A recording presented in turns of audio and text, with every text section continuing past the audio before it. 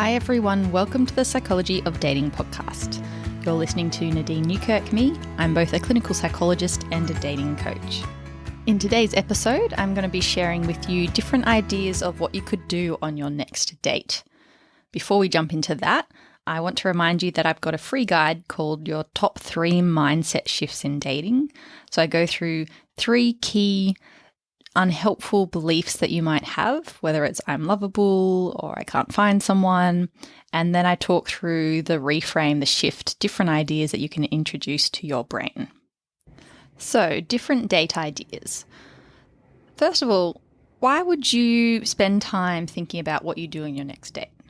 Shouldn't it just be as simple as if the person's great, it doesn't matter where you meet up, just go to the exact same bar every time that you meet someone? I want to challenge that. Number one, because we are humans and every one of us has fluctuating moods, emotions, different mental states that we're in each day.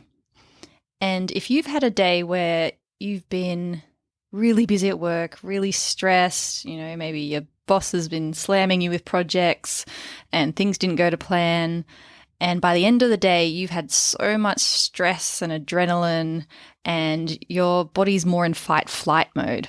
So this is a survival mode where your thoughts are more worst-case scenario, you're thinking a bit more bleak or stressed or worry thoughts. You might have your head whirling about work. If you go straight from that into a date, we're still going to bring that physical and mental state into the date, and it can sometimes cloud or color how we're viewing the date or the person we're with. If, for example, when I'm really busy and stressed, if I go straight from work to a date in a bar where there's like heaps of noise and sensory overload, those bars where there's not very good sound control, where it bounces off the walls and you can hardly hear someone and the music's up that bit too loud, and I'm going to start the date actually just like a little bit irritated, and that's going to then, one, might come across to the other person and they might not get to know the me when I'm more relaxed. And also it can kind of cloud how you're viewing the other person. Have you ever had it where you're tired and stressed and then, just everyone on the bus irritates you? There's a slight nudge where someone accidentally nudges you with their bag. You're like, oh, so annoying. But if you've had a day where you've had, really lovely cruisy morning, maybe you got to sleep in and, sit in the sun with your cat on your lap and a nice coffee. And then saw beautiful flowers blooming in your garden and did a fun activity. And then you got on a bus and you're feeling in a really nice state where you've got a lot of oxytocin. This is the hormone that helps us bond with other humans without feeling stressed. So they call it the love or the cuddle hormone. And if you're like that state, then someone nudges you on the bus and you're like, it might still be annoying, but it's like water off a duck's back. It doesn't bother you as much. So I do really encourage you to have a think about, one, if you are organizing dates straight after work or something where you're really busy or stressed, can you have a bit of a segue activity for yourself to calm and unwind? It doesn't have to be long. Maybe it's sit 10 minutes extra in your car, just have a bit of you time, do some breathing, or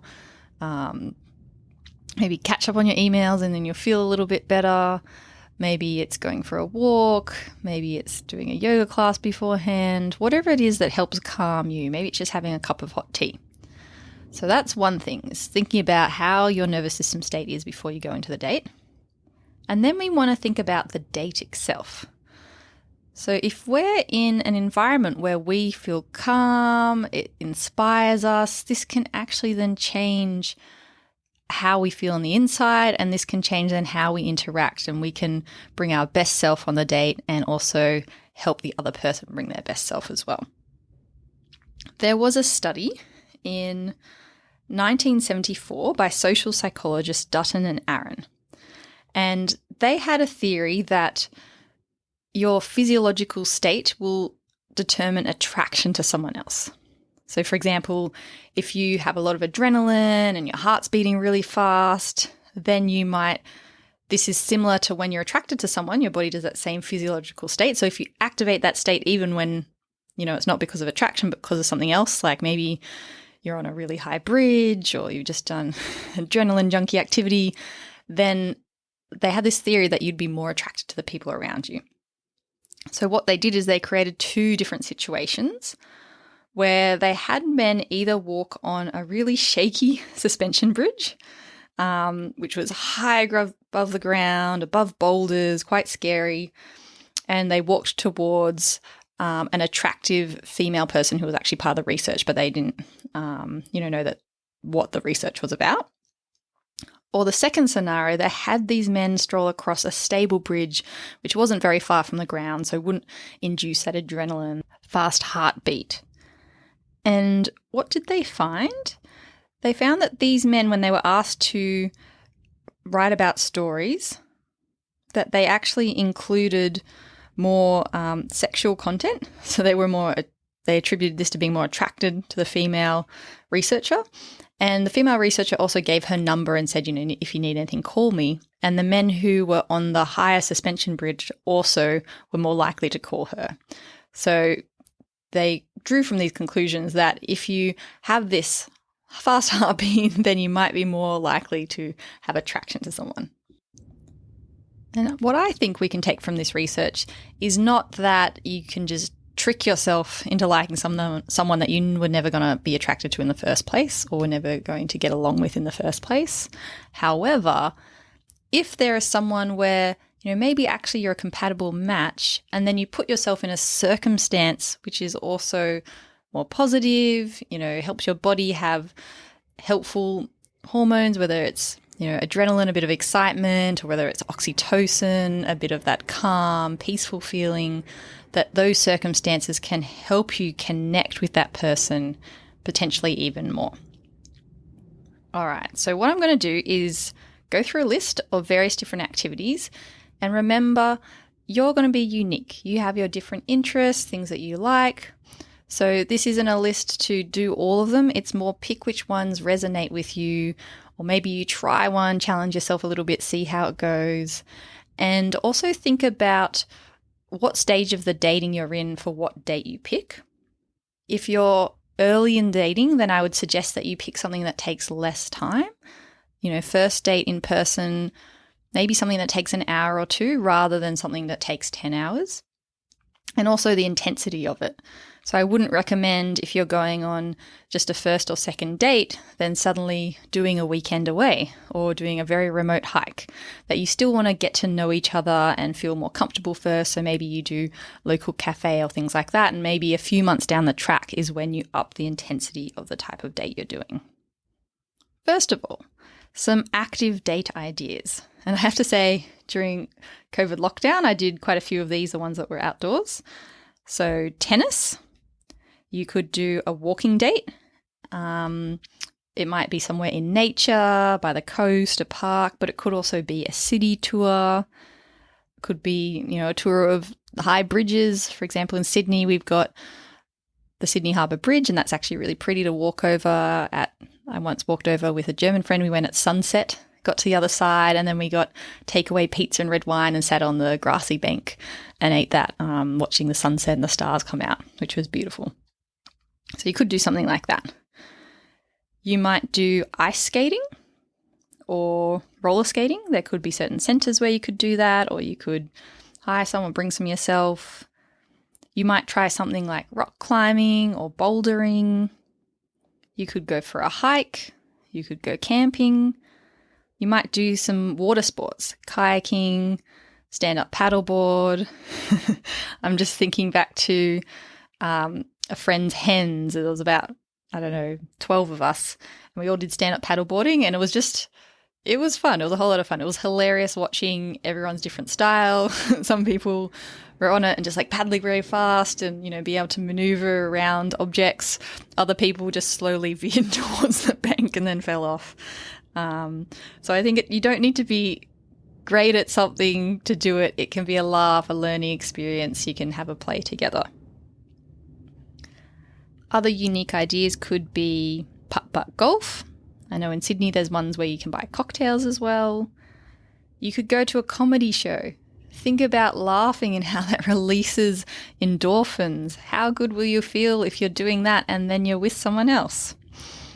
But I do recommend if you do something like a show, whether it's comedy or a circus or the movies, that unless it's quite far down the dating, you've already got to know each other quite a bit. If it's earlier on, I would recommend that you do something beforehand where you get to chat, because otherwise you're just going to the movie, you don't chat, you don't really get to know the person. So maybe you go out for some food first or have a drink first or something like that. You might visit an art gallery.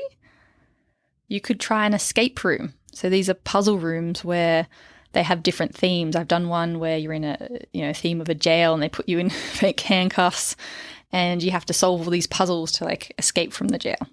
They can be quite fun. If you're near a place like this, you could do a tour of wineries.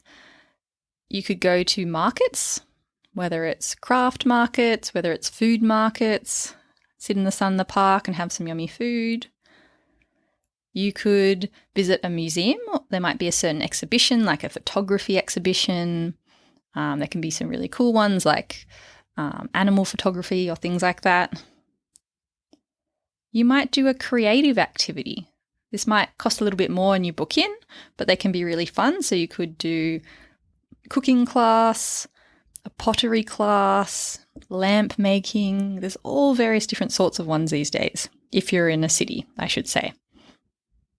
You might go to a coffee shop.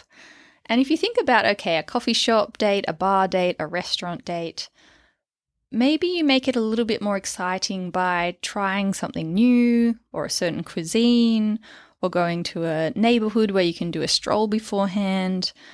Maybe the place has a really nice view. So I've once gone on a first in-person date where the view overlooked the whole city and you can see the stars kind of twinkling, and got to have a cocktail there. That was really nice. For a very first time meeting someone, you could do a Zoom date, and I've done a whole episode on that if you want to know how to do an online date. Sorry, I said Zoom, but it could be any online platform, whether you use FaceTime or dating app like Hinge or things like that. If you're further down in the dating kind of journey, so you've met someone, you've been dating for quite a while, you could do something like a massage, couples massage, or a couples float tank. Those are activities that actually calm our nervous system, release endorphins, can also help you feel really good. You could go on a date specifically just to get dessert, which I find quite fun. Maybe you're at home and you're doing a date. So you've maybe had a couple of dates with someone out and now you're going to go to their house or your house. You could cook together. You could do a bit of a games night where you play cards or things like that. I know I've been on dates where, they taught me a card game and that was quite fun. I have a little bit of a competitive side. Or whatever it is you enjoy doing at home. Like maybe you enjoy playing guitar or maybe you enjoy video games. You can invite someone to do that with you. It doesn't mean that it'll be for hours long. Maybe you just, play 15 minutes of a video game. It could be a laugh. Maybe they're not into it. That's okay. You can just always suggest.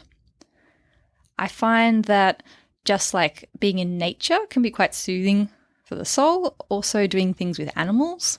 Maybe you do something like a whale watching or going to, an outdoor petting farm or something like that. A picnic. That's always a classic romantic date. Picnic with a view, could be by a harbour, could be on a nice hill with views over the city. If you're rural, it could be a nice paddock date, or it could be in a park, whatever works near you. You could go to the beach if that's available to you. You might go to a music gig together. And lastly, you might try something like a getaway. So if you've been together a little bit longer, maybe you do a weekend away. I've been on ones near Sydney. There's the Blue Mountains where there's bushwalks and things like that. Going in wintertime, we get a fireplace and go for bushwalks and eat yummy food.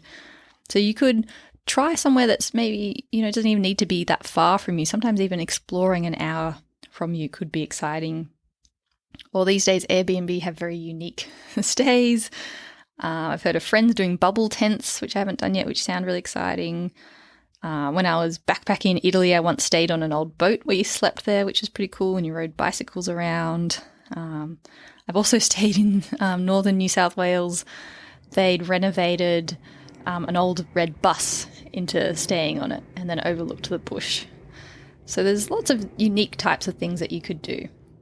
And remember, I've given a whole list here, but it doesn't always need to be unique. It doesn't always need to be fancy. I think the main thing is that it's comfortable, that you feel excited by it, and maybe that's just having a cup of tea on your balcony with someone else, or a beer, or whatever it might be. So go through that list. Maybe you write down the ones that resonated with you, and you could try them out on your next date. Okay, everyone, have a lovely day or night wherever you are.